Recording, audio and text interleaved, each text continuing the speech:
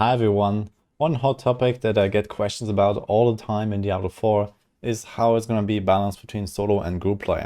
A lot of people have the impression that Diablo 4 is more like an MMO or like Diablo Immortal, where you have to group up to enter dungeons, for example, and there's certain content locked behind like raids and these kind of things. But first of all, let me tell you that this is actually not how the game works at all. And also the developers have said specifically that you are supposed to be able to complete everything on your own. Now, if that is going to be the most effective strategy, remains to be seen. Most likely not. Group play usually always has an advantage with various synergies, with the fact that you can like maybe summon each other, or you can just simply spread out in various places and do objectives at the same time and these kind of things. So it's almost guaranteed that group play will be stronger in some way, but it's not like to the point where you have to do group play at all times to actually be able to enjoy the entire game. Now, personally, I'm also much more of a solo player, so there's also the solo self-run mode that exists, for example, in Path of Exile, which does not seem to be included in Diablo 4. And in general, in Diablo 3, for example, I also play a lot of solo. I push solo. Almost everything I do there is solo. And I'm definitely going to be going in a similar direction in Diablo 4. And I know that the same applies to a lot of other people as well. Also those of you that are watching. So I expect that with Diablo 4 being an ARPG, it will be primarily a solo experience for most people. But you have the option to, see other people running around in the world, to group up them whenever you want, and potentially go and do some really hard dungeons together and these kind of things to sometimes overcome some obstacles in your progression. So this is kind of how I expect it to go for most people. And I don't think that, like coordinated party play is really gonna be like the biggest deal, similar to how it was, for example, in D3 for the longest time, where people would group up to farm experience together and farm paragons as efficiently as possible. Although we have to see, at least in open beta and maybe on release, how they're gonna tweak certain mechanics. For example, there's one really powerful mechanic for group play, which is shared XP in the game. So in the version that we played in this press demo, there was zone-wide group share of experience. So what this means is that you could literally be like 10, 20 screens away from one another or even further, literally minutes of walking, and you could split farm in different areas of a zone and everyone would get full XP credits. So that is obviously a problem. Number one, because it's super OP, and number two, because you're in a group, but you don't actually play together as a group. So I expect this is probably some unfinished design for now, and most likely there's going to be some limit of, like a reasonable radius of like 1 or 2 screens or something, where this XP share will end. And if you kill something outside of that radius from other people, they will simply not get any credit. In fact, there is actually this strength in numbers buff. So if you have played Diablo 3, you will recognize this. So if you party up, you get a slight XP bonus. It's like 5% for 1 player and then 8 and 11 for 2 and 3. So you have like a tiny like experience advantage for grouping up, which in my opinion is not necessary at all, because as I mentioned, groups usually have synergies that make them better no matter what, so you don't need to have this extra buff on top. But maybe they're a bit careful and want to try to facilitate group play in general a bit more, to not run the risk of like this solo meta. But either way, this buff also has a relatively short range. It's also like around 2 screens or something like that. So I expect that this is kind of like the party radius and the party range, so to say, at which you can play together and have full credit from everything. And this zone-wide XP share is probably just some kind of bug or so. Aside from this, when I've played the game, I was generally on my own and I was progressing on my own, and you basically don't even see that many people.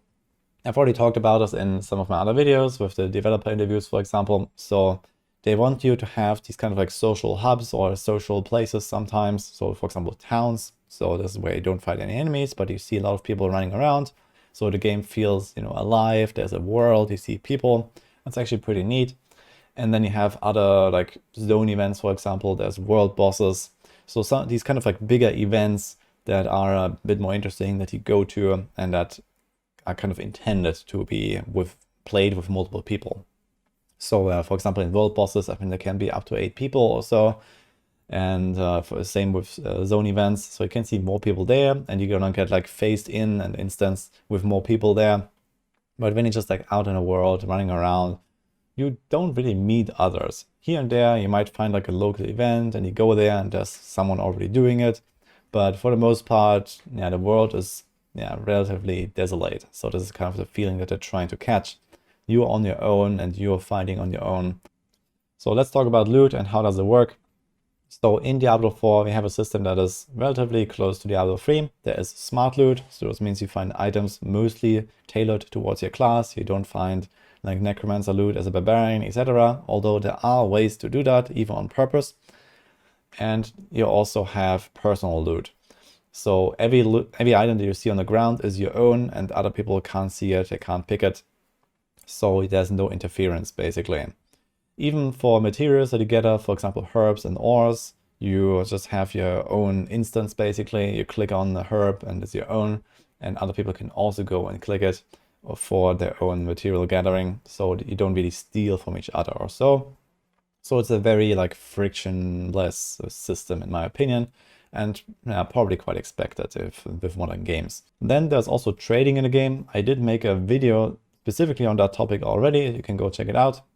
But in short, you can trade items up to rare quality, and rare items are actually relatively important, so that this will actually be something that especially like players that are grouped together will probably use a lot for certain item slots at least. So for example, certain weapons, or maybe like certain like really hard to get pieces. There are gloves, for example, that can roll lots of different important stats for certain builds. And there's jewelry that can also be quite tough to roll. So those are those cases where I believe you're going to see a lot of trading, and on the other item slots, not that much, because most of the time you're going to try to acquire legendary or unique items in those slots because they roll with slightly higher item power. So the rare items that are tradable are never going to be the best, but in some cases this difference in item power does not matter as much as it does on, for example, a weapon. But there's no system in place similar to Diablo 3 where you can trade legendaries for a certain time with your party members. So if you go and run a dungeon with someone, find a legendary, it is your own, you cannot give it to anyone. And lastly, how is party play gonna work in general with different builds, different roles for different party members? So this is something that also remains to be seen. I do expect that we're gonna see some type of like support characters, at least to some degree. But for example, the barbarian has a lot of different skills. For example, the shouts that give like certain buffs or debuffs on the party or the enemies. So barbarians in particular are actually a prime candidate for playing a support role. They also have the ability to pull enemies together, for example, apply vulnerable debuffs, etc. In general, I think that most party play will be really like self-centered, so to say. So you're not gonna have like, a dedicated like tank or dedicated support or something like that. But instead, everyone just goes in with their regular build and you just start blasting, and everyone kind of carries their own weight. But I could expect that maybe it's gonna develop into a similar fashion how it was in Diablo 3, for example, that when you do like very high-end content, let's say, the highest tier Nightmare Dungeons or so, you're gonna have a dedicated kind of support character, maybe someone who can crowd control a lot of enemies to keep things safe for the party and who can pull enemies together. And then you have another guy who has like insane area damage, and you have another guy who has maybe really high single target damage, so that you can kind of like combine the strengths of certain builds and then have an easier time doing those dungeons. But again, this is something that remains to be seen post-launch. This is something that will develop. And I guess with more options being introduced into the game over time, over the seasons, when they have more legendary items, more unique items, something that lets you like tailor your build more and more in a certain direction over time, we're probably gonna see such a meta emerge. But at this point, I'm talking about, seasons that are going to be in like a year in the future or so. So this is just like pure speculation. And what we have for now, definitely has a bit of potential for this kind of gameplay and this kind of like specialization for certain party members. But you also have to see that if you do that, if you make your build like specialized for party play, then you will generally have to play in a party with that character. So respecking is something you're not going to do very lightly, especially when it comes to respecking big chunks of your build. and you have to like acquire all the items for it. You have to find gold to respec your skill choices, and you're not going to do this like back and forth all the time. But instead, most likely you're gonna level one character either completely in a group, or you're gonna level it to max level, and then you respec it to a support, and then you have this as your support character, and you're gonna have a separate character that's gonna be like your solo play character. The good part is that we know that leveling further characters beyond your first is going to be much faster.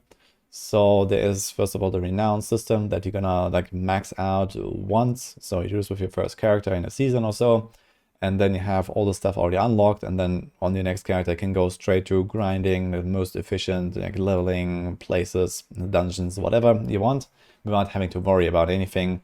You're gonna have, you know, backup items, backup gold and materials to just like boost the character, to just destroy everything in the low levels. And on top of this, we also have this battle pass system that apparently has certain like XP boosts available once you reach certain milestones in the season. So we haven't really seen any details about this system yet, but I expect there's going to be pretty significant boosts to just, you know, level up your alts really, really quickly. And it's going to be just a matter of hours until you reach like, you know, some kind of like end game capacity. And this is what I have to share here for now for solo versus group play in Diablo 4. So if there's any other like open topics, feel free to ask away in the comment section. I'm going to check them out and try to answer everything I can. But yeah, in general, as a mostly solo-oriented player, first of all, I was very worried about the open world, and I was worried that there would be like, you know, lots of like group like focus basically, but it does not really seem the case to me. And personally, I'm also not planning to do that much group play. But of course, there's going to be like certain like group metas, etc. evolving that I definitely want to try out. I'm going to leave you with this. Hope you enjoyed this video, and I'll see you guys next time.